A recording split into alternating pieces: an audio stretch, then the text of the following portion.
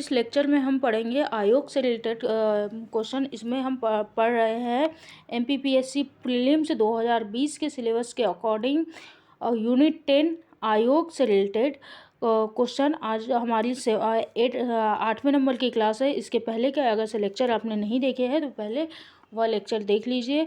इसकी प्लेलिस्ट बनी हुई है चैनल में, ठीक है। आज का लेक्चर है हमारा, इसमें आज के लेक्चर में हम पढ़ेंगे राष्ट्रीय महिला आयोग के बारे में। किसके बारे में? राष्ट्रीय महिला आयोग के बारे में। राष्ट्रीय महिला आयोग अधिनियम 1990 की धारा 3 के अनुसार केंद्र सरकार राष्ट्रीय महिला आयोग के नाम से एक निकाय का गठन करेगी। जो राष्ट्रीय महिला आयोग अधिनियम 1990 है उसकी धारा 3 के अनुसार केंद्र सरकार क्या करेगी? राष्ट्रीय महिला आयोग का गठन करेगी। और इसकी स्थापना कब हुई है? राष्ट्रीय महिला आयोग की स्थापना हुई है 31 जनवरी सन 1990 को हुई है। कब हुई है? राष्ट्रीय महिला आयोग की स्थापना हुई है 31 जनवरी 1990 को हुई है। और मुख्यालय कहाँ है? इसका मुख्यालय है दिल्ली में। राष्ट्रीय महिला आयोग का मुख्यालय कहाँ है? दिल्ली में है। और स्थापना कब हुई? 31 जनवरी 1990 को की।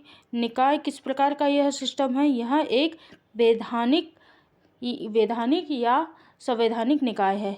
कहने का तात्पर्य कि इस जो महिला आयोग है, इस महिला आयोग का जो उल्लेख है वह संविधान में कहीं पर भी नहीं है। इसका उल्लेख यह किस प्रकार का एक वैधानिक निकाय है। संरचना में क्या होता है? इसमें इसकी संरचना है, इसमें एक अध्यक्ष होता है, एक 5 सदस्य होते हैं और एक सचिव होता है, ठीक है। कौन कौन से होते हैं? एक अध्यक्ष होता है, 5 सदस्य होते हैं और एक सचिव होता है। अध्यक्ष जो होता है केंद्र सरकार के द्वारा नाम निर्देशित एक अध्यक्ष होता है जो कि महिलाओं के हितों के लिए समर्पित हो। कि अध्यक्ष किसे बनाएंगे? जो महिलाओं के हितों के लिए समर्पित हो। साथ में सदस्य केंद्र सरकार के द्वारा ऐसे योग्य, सत्यनिष्ठ और प्रतिष्ठित व्यक्तियों को 5 सदस्य के रूप में नामित करती है या 5 सदस्य के रूप में उनकी नियुक्ति करती है। जो या तो कौन कौन से? विधि या विधान, व्यवसाय संघ, आंदोलन, महिलाओं के लिए नियोजन, सभ्यताओं की वृद्धि के लिए समर्पित या संगठन के प्रबंधन, स्वैच्छिक महिला संगठन जिनके अंतर्गत महिला कार्यकर्ता भी हो सकती है।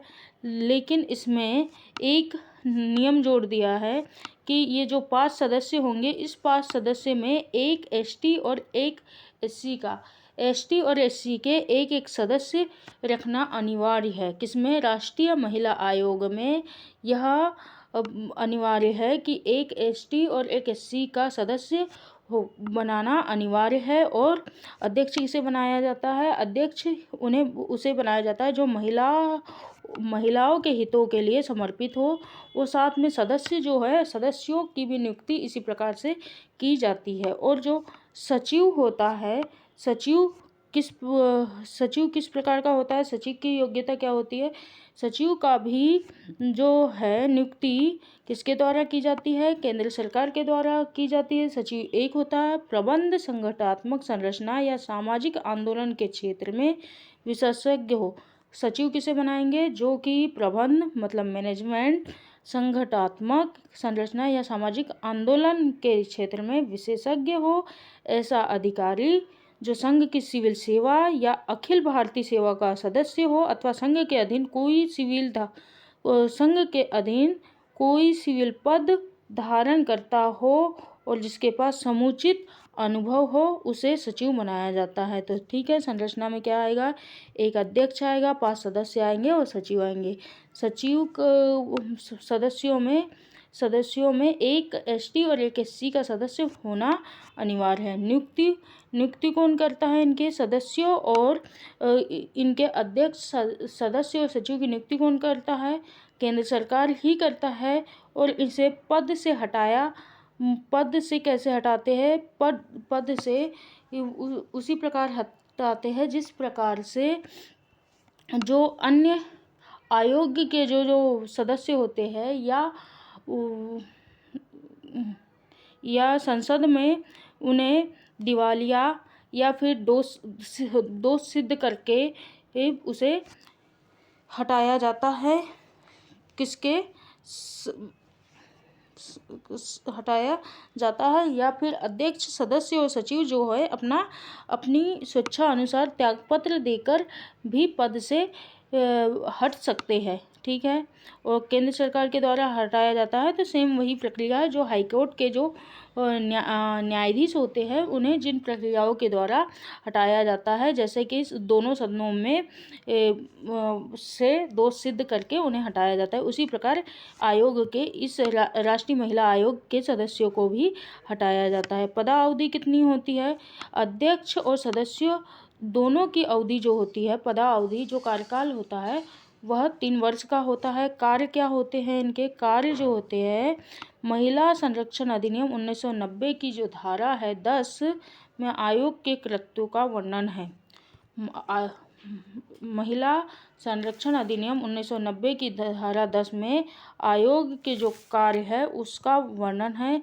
कौन कौन से कार्य है? महिलाओं के लिए संविधान और अन्य विधियों के अधीन उपबंधित रक्षा उपायों से संबंधित सभी विषयों का अन्वेषण करना, परीक्षण करना और प्रतिवर्ष ऐसे अन्य समय पर जो आयोग ठीक समझे केंद्रीय सरकार को रिपोर्ट देगा। वार्षिक प्रतिवेदन वार्षिक प्रतिवेदन किसे दिया जाता है? या वो अध्यक्ष के द्वारा केंद्र सरकार को वार्षिक प्रतिवेदन दिया जाता है। राष्ट्रीय महिला आयोग की प्रथम अध्यक्ष कौन थी? राष्ट्रीय महिला आयोग की पहली अध्यक्ष कौन थी? राष्ट्रीय महिला आयोग की प्रथम अध्यक्ष थी श्रीमती जयंती पटनायक। कौन थी?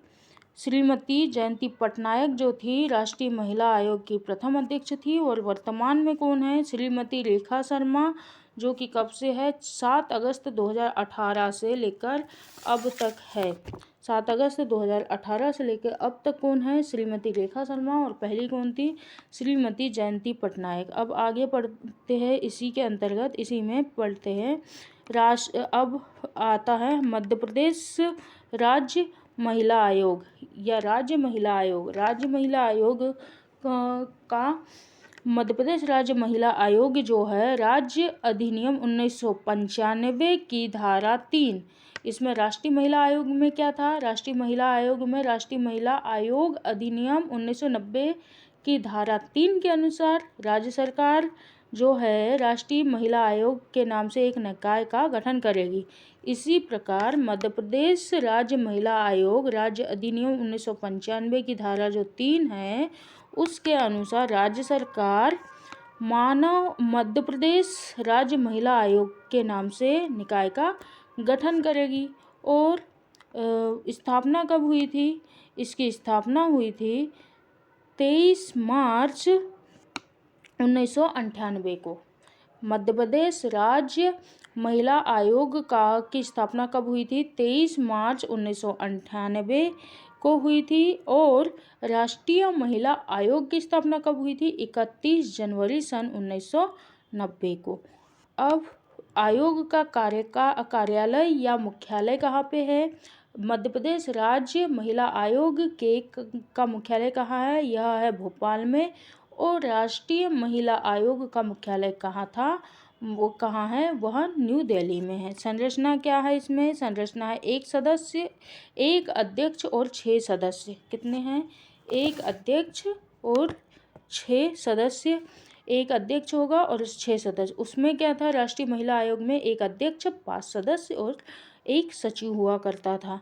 ठीक है, संरचना में क्या था? 1 अध्यक्ष होगा और 6 सदस्य। इसके लिए भी नियम वही लागू होते हैं। योग्यता अध्यक्ष क्या? जो महिलाओं के हितों के लिए समर्पित हो। और 6 सदस्य जो है अध्यक्ष पद पर सामाजिक क्षेत्र में काम करने वाली जो विख्यात महिलाएं होगी। अध्यक्ष पद पर किसे रखा जाएगा? जो सामाजिक क्षेत्र में कार्य करने वाली विख्यात महिला, जो सामाजिक कार्यकर्ता हो या महिलाओं के हितों में कार्य करने के लिए प्रतिबद्ध महिलाओं को अध्यक्ष बनाया जाता है। और यह आयोग जो 7 सदस्यीय होता है। 6 सदस्य जो होते हैं इसमें 6 सदस्य क्या होते हैं? अशासकीय मतलब प्राइवेट होते हैं। और 1 सदस्य जो होता है शासकीय होता है। टोटल कितने होते हैं? देखो संरचना में क्या आता है, इसका मेन संरचना देखा जाए तो एक अध्यक्ष होता है, ठीक है, एक अध्यक्ष होता है और 6 सदस्य होते हैं। अध्यक्ष में उस महिला को अध्यक्ष बनाया जाता है जो कि महिला हितों के लिए कार्य करती हो या फिर सामाजिक कार्यकर्ता हो, उसे अध्यक्ष बनाते हैं। और 6 सदस्य किसे बनाए जाते हैं? 6 सदस्य बनते हैं जो कि अशासकीय होते हैं और साथ में एक सदस्य और होता है जो कि शासकीय कर्मचारी होता है, जिसे हम सचिव कहते हैं, ठीक है। इनकी पदावधि कितनी होगी? इनके अध्यक्ष और सदस्यों की पदावधि कितनी होती है? इनके सदस्य और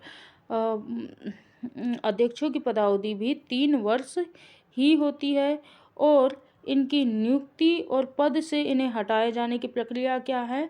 इनकी नियुक्ति, अध्यक्ष और सदस्यों की नियुक्ति भी राज्य सरकार करती है और इन्हें पद से भी हटाने का काम कौन करती है? राज्य सरकार। या तो जो अध्यक्ष और सदस्य जो होते हैं अपनी मर्जी से अध्यक्ष या सदस्य पद से इस्तीफा देकर हट सकते हैं, या फिर उन्हें संसद के दोनों सदनों में या जो है दोनों सदनों में दोष सिद्ध करके उन्हें हटाया जाता है, ठीक है। इसके अलावा प्रथम अध्यक्ष, मध्य प्रदेश राज्य महिला आयोग के प्रथम अध्यक्ष की जानकारी नहीं है क्योंकि इनकी जानकारी मिलती नहीं है। और साथ में वर्तमान अध्यक्ष कौन है, अगर से कहीं मिल जाएगी तो मैं आपको जानकारी दे दूंगी, लेकिन अब कहीं मैंने काफ़ी बुकें चेक की लेकिन प्रथम अध्यक्ष के बारे में डिटेल में जानकारी नहीं मिल पा रही है, इसलिए इसकी जानकारी नहीं दे पा रही मैं। और मध्य प्रदेश राज्य महिला आयोग की अभी वर्तमान में अगर से अध्यक्ष देखा जाए तो वर्तमान में अध्यक्ष कौन है? वर्तमान में है शोभा ओझा। कौन है? वर्तमान अध्यक्ष है शोभा ओझा। और ये दोनों आयोग कौन से? राष्ट्रीय महिला आयोग और राज्य महिला आयोग। दोनों आयोग कौन कौन से? राष्ट्रीय महिला आयोग और राज्य महिला आयोग दोनों को सिविल न्यायालय की शक्ति प्राप्त है। किसकी शक्ति प्राप्त है? सिविल न्यायालय की शक्ति प्राप्त है, ठीक है। तो आज के लेक्चर में बस इतना ही। कल के लेक्चर में हम पढ़ेंगे राष्ट्रीय बाल संरक्षण आयोग के बारे में डिस्कस करेंगे, ठीक है। आज का लेक्चर यदि पसंद आया हो तो आज के लेक्चर को लाइक करें, कमेंट करें और चैनल को सब्सक्राइब करें। Thank you.